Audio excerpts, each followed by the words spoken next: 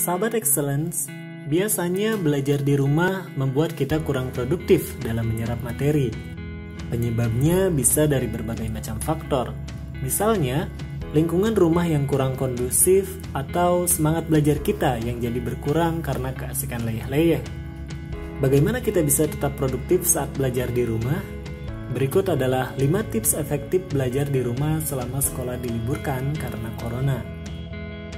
Tips yang pertama, buatlah jadwal kegiatan harian. Hal pertama yang bisa kita lakukan adalah mulai membuat jadwal kegiatan harian.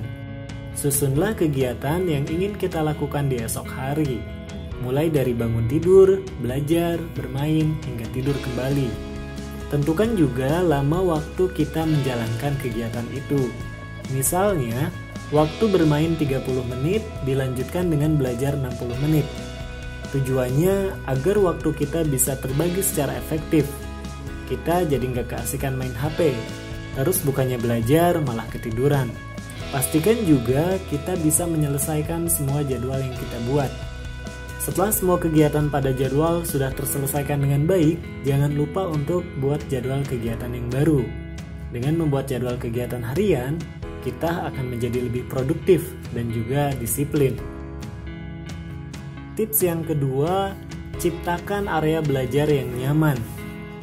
Area belajar yang nyaman merupakan salah satu kunci sukses dalam belajar. Kita bisa mencari atau membuat lingkungan belajar yang nyaman. Biasanya tempat-tempat yang jauh dari suara bising atau hal yang dapat mengganggu konsentrasi kita dalam belajar. Tapi jangan belajar di kasur juga, karena nanti bukannya belajar malah tiduran, terus ketiduran. Posisi belajar juga harus diperhatikan. Paling tidak, pilih tempat dengan pencahayaan yang bagus agar membantumu lebih fokus. Tips yang ketiga, buatlah catatan materi yang dipelajari.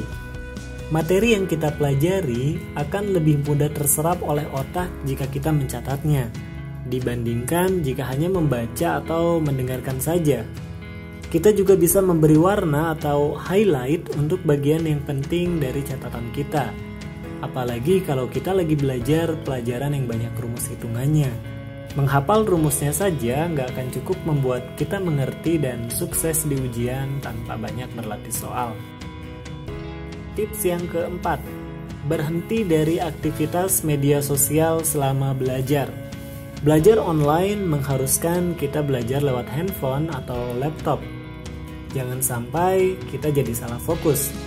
Bukannya serius belajar, malah dikit-dikit kita cek WhatsApp, Instagram, dan berbagai notifikasi yang muncul di layar HP kita.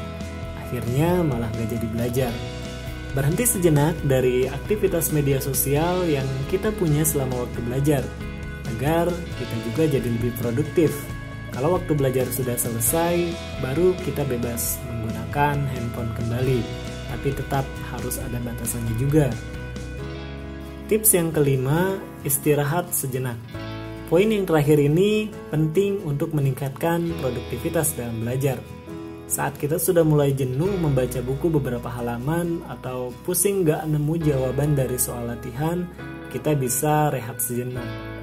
Misalnya kita keluar rumah untuk menghirup udara segar, membuat teh atau susu, atau bahkan melakukan stretching. Istirahat sejenak dari buku atau laptop juga penting untuk kesehatan mata kita.